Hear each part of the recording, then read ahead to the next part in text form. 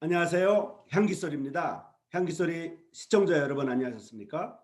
이 시간에는 마태복음 7장을 교제하겠습니다. 제목은 권위는 자리가 아니고 삶임을 보여주시는 예수님입니다. 자, 그러면 시작하겠습니다. 마태복음 7장 28절부터 29절까지의 말씀 가운데 권위는 자리가 아닌 삶이다 라는 내용을 보겠습니다. 예수님께서 산상수훈의 말씀을 마치시자 그분의 가르침에 놀라워했습니다. 왜냐하면 그분의 가르침에는 무엇인지 모르겠지만 어떤 권위가 느껴졌기 때문입니다. 무게가 느껴졌기 때문입니다. 다른 누군가와 전혀 다를 바 없어 보이는 예수님의 겉모습과는 다르게 그분의 말씀에 권위가 있음을 느꼈습니다. 그리고 예수님의 권위가 서기관들이 가지고 있는 권위와는 전혀 같지 않는 권위임을 보고 또 놀라워하였습니다. 서기관은 구약의 왕정시대부터 존재했던 이들로서 주로 국가의 중요한 문서를 보관하거나 기록하고 정리하는 역할을 했습니다. 그러나 시간이 흐르고 신약의 시대로 넘어오면서 그들의 역할은 율법을 받아 적는 것에서 더 나아가 율법을 구체적으로 연구하며 해석하여 율법을 전수하는 역할을 감당했습니다. 서기관들은 최고의 의결기관인 산헤드린 공회에서도 누구보다도 최고의 권위를 가지고 있었습니다. 이들이 바로 랍비입니다.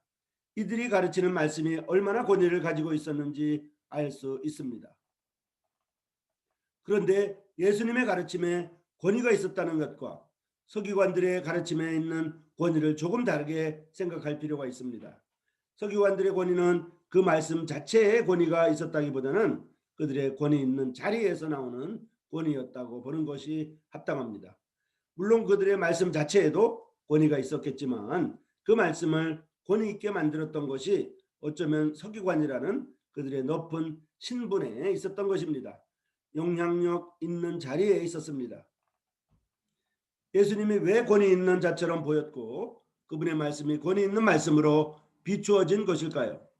예수님의 말씀은 높은 곳에서 낮은 곳으로 흐르는 말씀인 것이 분명했지만 그분은 높은 곳에 있지 않았고 그들과 동일한 곳을 선택했기 때문입니다. 무리들과 동일한 곳에서 삶을 통해서 분명하게 보여주는 말씀이었기 때문입니다. 그러므로 말씀의 권위는 있는 자리에 의해서 주어지는 것이 아니라 어떠한 삶을 살고 있는가에 따른 것이라 할 수 있습니다. 물론 예수님이 하나님이시기에 그분이 당연히 권위가 있고 그분의 말씀에는 권위가 있음이 분명합니다. 그러나 그것과 더불어 그분이 지금 권위를 주장하거나 그 자리에 앉아있는 자로서 말씀을 가르치는 것이 아니라 동일한 자리에서 그들과 함께 말씀의 삶을 살고 그 삶을 가르치고 있음을 기억해야 합니다. 그것이 예수님을 권위자로 보이게 했고 그분의 말씀을 무게가 느껴지는 권위 있는 말씀으로 다가오게 했습니다. 그리스도인의 길은 무게가 있어야 합니다. 그러나 때론 가벼워 보이는 모습도 봅니다. 영적인 무게가 있기보다는 너무 가벼워 이리저리 흔들리기도 합니다. 이것이 가나안을 향하는 광야의 삶을 살아가는 사람들의 연약함입니다. 이 연약함을 이길 수 있는 힘은 오직 삶입니다. 권 있는 삶 속에서 나타납니다.